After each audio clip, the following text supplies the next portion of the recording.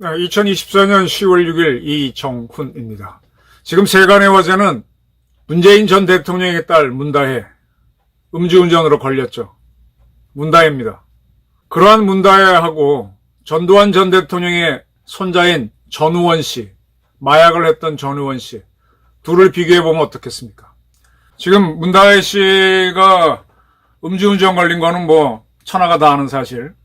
10월 5일 새벽 2시 50분쯤 이태원에서, 이태원 가면 해밀턴 호텔이 있죠. 이게 아마 이태원 참사난 바로 그 사건, 그 부근입니다. 거기서 운전을 하다가 차선을 변경하다가 갑자기 멈췄나? 뒤따라오던 택시와 부딪혔습니다. 사고가 났기 때문에 경찰이 와서 조사하다 보니까 앞에 있던 차의 운전자는 여성이었고 음주 상태였다. 음주 측정을 하니까 0.14로 나왔다. 0.13은 센 겁니다. 0.08부터 면허 취소니까 당연히 면허 취소죠. 그리고 이제 신원이 문다혜로 밝혀졌습니다. 현재 우리나라 법에 따르면은 0.03에서 0.08까지는 1년 이하 징역이나 500만 원 이하의 벌금. 그다음에 0.08에서부터 0.2까지. 그러니까 문다혜가 0.14니까 문다혜가 해당되는 거죠. 여기에는 징역 1년 이상 그리고 2년 이하 또는 500만 원 이상 1천만 원 이하의 벌금. 그러니까 징역형으로 가면 1년에서 2년 살 수 있고요.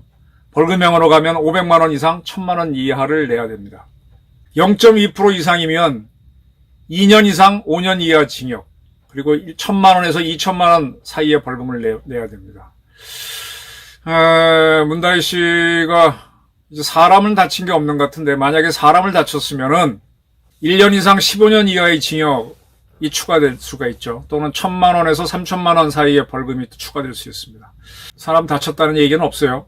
사람을 죽게 했으면 무기형까지 갈 수 있죠. 3년 이상 징역이고요.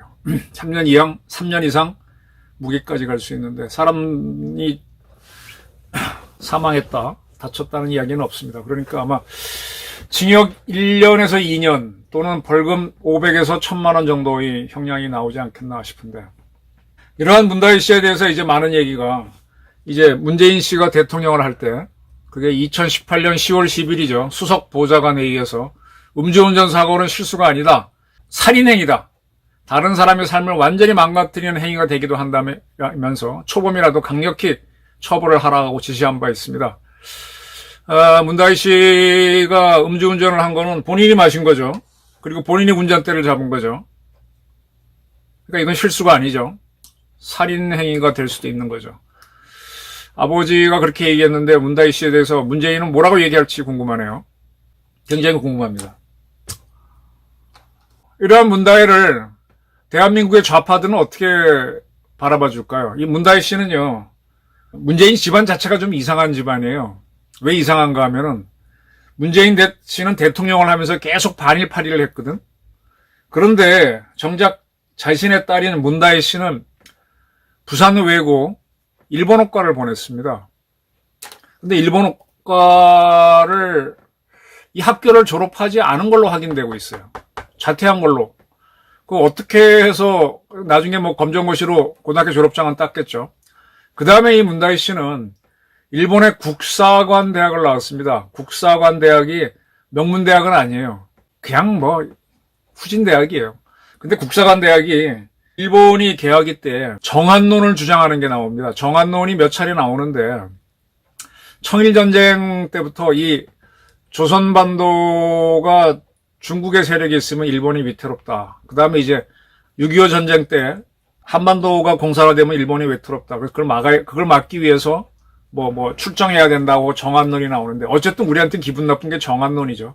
그 정한론을 주장했던 사람이 만든 학교가 이 국사관 대학입니다. 그런 정신이야 지금 다 없어졌겠지만 그런 대학으로 이 문다혜 씨가 갑니다. 이 문다혜 씨가 국사관 대학 나온 거는요, 경위가 이렇습니다. 지금 우리나라 대학, 요즘은 이제 코로나 때문에 해외 유학생 유치에 열을 올리지 않지만 코로나 이전에 우리나라도 중국 유학생 굉장히 많이 끌어와서 학교를 운영하는 지방대학이 많았죠. 국사관대학도 일본은 우리보다 10년 먼저, 일본도 이제 노인들이 많아지고 학생들이 적어지니까 해외에서 유학박람회를 합니다. 우리나라 코엑스에서 일본 대학들이 와서 유학박람회를 했었어요. 당연히 국사관대학도 와가지고 이제 그런 했는데, 그때 한 학생이 여학생이 와서 상담을 하고 갔고, 그걸 교수가 기억을 했죠. 그 다음에 나중에 그 학생이 그 대학에 들어와 다녔습니다. 뭐 그때는 대통령의 딸이 아니고 정치인의 딸인데 뭐 일본에서 크게 관심이 없었겠죠. 근데 나중에 문재인 씨가 대통령이 되니까 일본에서는 정보활동을 일본 경찰이 합니다. 경찰이 이 학교에 와서 문다혜가 이 학교 다닌 걸 확인하고 갔습니다. 그때서야 이제 교수도 그때 나를 찾아왔던 그 사람이 문다혜구나 이제 감을 잡은 거죠. 그래갖고 산케이 신문이 알려져서 산케이 신문이 문다혜가 일본 국사관대학 다녔다라는 기사가 나왔고, 저도 그때쯤에 그걸 알고 주간동화에 문다혜 아버지는 그렇게 대통령으로서 반일파리 하는데 어떻게 딸내미는 일본 극우 인사 정한론자가 만든 대학에 보냈냐는 기사를 썼었죠. 뭐 그때 그 기사 나갈 때 우리 편집팀들이 전전긍긍하고 톤 다운 시키려고 애를 쓴 적이 있는데, 하여간 문재인 참 무서워했습니다. 네. 그런 딸이에요. 근데 이 딸이 또 웃기는 게, 정작 아버지가 대통령 선거에 당선됐을 때 도와주지도 않았습니다. 근데 그때 이미 결혼을 했었는데, 마지막 대통령 되기 직전에 마지막 유세 때 한번 그 아들을 데리고 나왔었죠. 그리고 나서는 아버지가 있는 민주당에 가입하는 게 아니라 정의당에 들어갑니다. 정의당. 그래서 이정미 당시 대표하고 정의당 대표하고 영화 1987 단체 관람하고 뭐 하여간 정의당 활동을 했어요. 그러니까 청와대도 문재인 씨도 이제 뭐라고 변명하는가 하면 딸이 삶이 있는 것이고 딸의 정치적 선택은 아버지가 존중한다는 것이다. 뭐 이런 얘기를 흘렸었죠. 네. 이 양반이 그렇게 넉넉지 않은 서모 씨랑 결혼을 했습니다. 그래서 어디에 살았는가 하면은, 제가 이제 이걸 왜 아는가 하면은, 제가 문다혜 얘기를 여러 차례 했는데, 문다혜 씨가 살았던 데가 그 청와대에서 경복고등학교 뒤로 해서 쭉 넘어가면 그 세검정이죠. 세검정에서 내려가면은 거기 평창동이 이어지는, 그리고 왼쪽으로 가면 부가연동, 그 동네 중에 살았습니다. 그래서 이제 이 문다혜 씨가 이제 운동하는, 왜 요즘 가면 구민회관 이런 데 가게 되면 운동들 하잖아요. 또 그때쯤에 자기 아들을 그 초등학교 보내고 있어갖고 학부모 모임 해서 그런 데서 모임들을 가졌습니다. 그 모임을 가진 여성분 중에 한 분을 제가 좀 알았어요. 그분이 이제 여러 차례 얘기했습니다. 문다혜가 와가지고 어떻게, 처음엔 그 사람들도 문다혜인 줄 몰랐죠. 당연히 모르죠, 뭐 공개. 근데 이제 나중에 눈치를 챈 거죠. 대통령의 딸이구나. 그리고 뭘 사는 데가 어디구나, 뭘 하는구나, 이렇게 짐작들을 한 거죠. 근데 이제 대통령의 딸이면 좀 부유할 수 있는데 그렇지 않았고, 아버지 남편 얘기를 안 해서 뭔가 이제 감들은 잡은 거죠. 나중에 이제 문다혜 터지고 난 다음에 그랬구나 하고 그 집이구나 하고 다 알게 되는 거죠. 이때쯤 이제 문다혜 씨는 남편하고 사이가 안 좋아져서 사실상 별거 상태로 하면서 2018년에 태국으로 가죠. 이스타항공. 그 대표가 누구였고 그 사람이 중소기업 무슨 협회 회장하게 되죠. 그 대가로 이제 남편을 취업시켜줬다라고 하는데, 이때 이제 남편이 받은 급여가 어찌어찌 해서 청와대 무슨 사람들 계좌를 통해서 문다혜 씨한테 들어오죠. 근데 이게 정상적인 급여가 오는 건지 아니면은 그 이스타항공 대표는 나중에 구속이 됩니다. 그 사람이 그런 자리 준 거에 대한 대가로 준 건지는 지금 이제 법정에서 다툴 문제입니다. 네.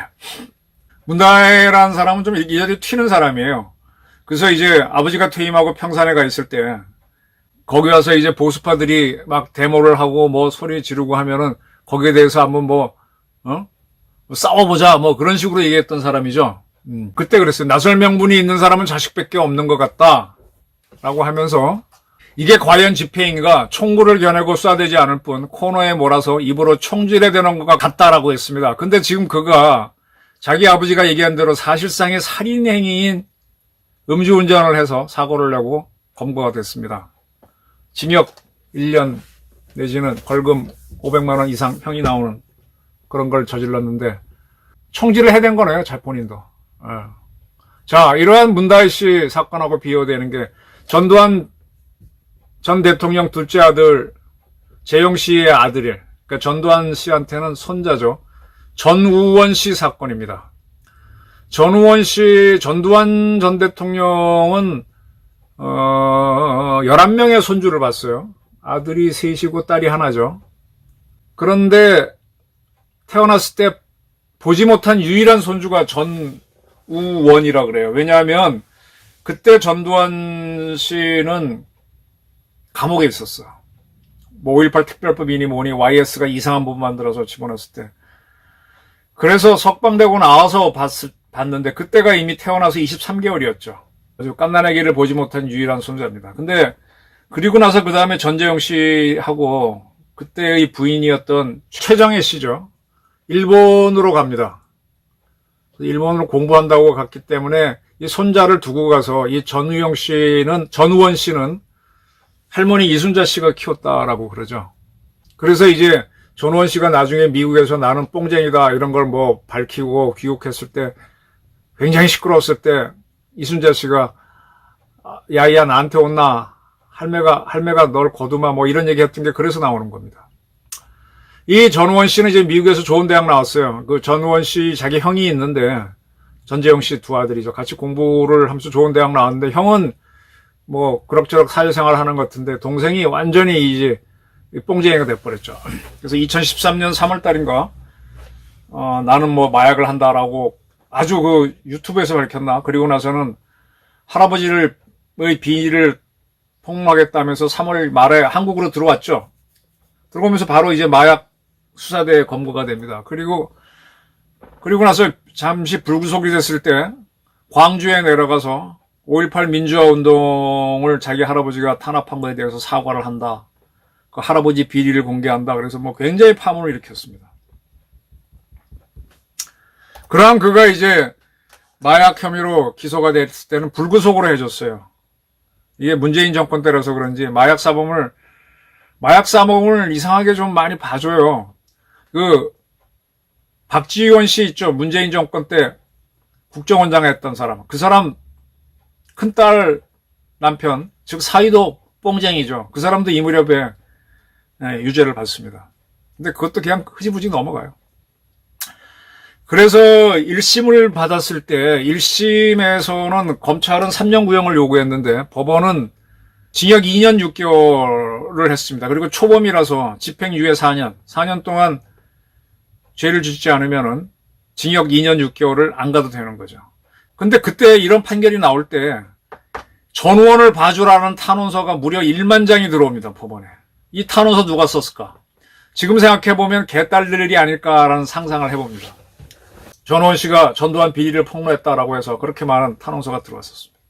근데 1심이 나오고 난 다음에 검찰이 심 억울하다 해서 항소를 했는데 뭐 전우원 씨는 그냥 받아들이겠다고 했던 것 같아요. 근데 2심에서도 같은 형량이 나왔죠. 그걸로 끝난 걸로 알고 있어요. 대법원까지 안 간 걸로 알고 있습니다. 그래서 현재 집행유예 상태입니다. 이번에 문다혜 씨를 음주운전 혐의로 기소하면은 개딸들이 나와서 탄원서 한 10,000장 보내줄까요? 아니면 보수파들이 나와서 더 많은 처벌하라고 데모할 건가? 대통령 영부인 김건희 여사 건 가지고 이제 굉장히 시끄러운데 편의점 가서 뭘 사왔다, 뭐 했다, 그걸 제가 보기에 범법행위는 아니에요. 구설수위는 오를 수 있지만. 근데 이 범법행위가 나왔어요, 문다혜. 여기에 대해서는 아마 좌파들은 입 닫을 겁니다. 보수파들도 좀 얘기하다가 흐지부지 넘어갈 거예요. 전우원 씨 사건 때는 그렇게 열광했던 좌파들은 살짝 돌아설 겁니다. 이게 우리나라입니다. 이래서 이제 기동전에서 보수는 밀리고 좌파는 이기고 좌파가 항상 우위를 차지하는 건데 저는 이 문재인 씨의 허구, 문재인 씨는요, 제가 문재인 정권 시절 때도 2차례 말씀드렸지만 친일파예요. 그의 부인이 그 딸내미가 부산 외고 다녔다 그랬죠. 일본어과. 그때 부산에 가면 일본 영사관이 있고 일본 문화원이 있을 겁니다. 거기 가서 다도한다고 깔깔깔깔 웃고 일본 문화 즐기던 사람입니다. 그런 문재인 씨가 대통령 되고 나서 대한민국 해군 관함식 때 일본 해군 못 오게 막고 뭐 어쩌고 저쩌고 생쇼를 했죠. 반일팔일을 했죠. 그게 문재인 씨의 필승 전략입니다. 문재인 씨가 이제 그 전까지는 우리나라 보수 대 진보의 정치 지도가 52대 48, 뭐 51대 49로 보면 돼요. 어떻게 하든 간에 민주당은 안 됩니다. 그래서 민주당에서 이기려면은 원자력을 싫어하는 사람이 많은데 원자력 발전소가 영남에 3군데 있고 호남에는 저기 영광 1군데밖에 없습니다. 그래서 반핵을 내세우면은 영남 지역에 있는 사람들이 일부 지원한다. 그 다음에 반일을 내세우면 보수 세력 중에서도 공감하기 때문에 이쪽으로 온다. 그리고 문재인 씨가 북한에서 뭐 개 받아갖고 잘 키우다가 키우는 척 하다가 대통령 끝나니까 그거 못 키웠다고 뭐 어쩌고저쩌고 소동 벌렸죠. 그 사람 개 좋아하지도 않아요. 근데 우리나라 애견 인구가 1000만이니까 개 좋아하면은 표가 좀 너무한다. 이렇게 해서 야금야금 끌고 모으면은 2%만 더 얻으면은 역전할 수 있지 않습니까? 그게 문재인 씨가 대통령 선거 나왔을 때 8대 전략이었던 겁니다. 그래서 반일 8일 했던 건데 거기에 대한민국이 북한이 부채질을 하지 항일 운동이 자기네 자랑이라고 하니까 미쳐 돌아갔던 겁니다. 그 와중에 이제 문다희 씨 문제, 그다음에 김정숙 문제가 파묻혔던 거고 거꾸로 윤 대통령은 그걸 못하니까 지금 김건희 여사가 자꾸 터지는데 어떻게 보면 상당히 안타까워요. 자, 문다희에 대해서 대한민국 사회가 침묵하고 전우원에 대해서 목소리 높였다고 하면 우리 사회는 비정상 사회입니다. 대한민국은 술 취한 사회, 술 권하는 사회입니다. 비틀비틀 하는 문다혜, 문재인은 과감하게 쳐낼 수 있을지, 뇌죄를 내가 받아라! 그렇게 말하는 아버지가 될 수 있을지. 왜냐하면 음주운전은 살인행위라고 과감하게 얘기했던 대통령이 자기 딸에는 피해간다면 그 자는 비겁하다. 저는 이렇게 보기 때문에 어떤 말을 할지 궁금합니다. 감사합니다.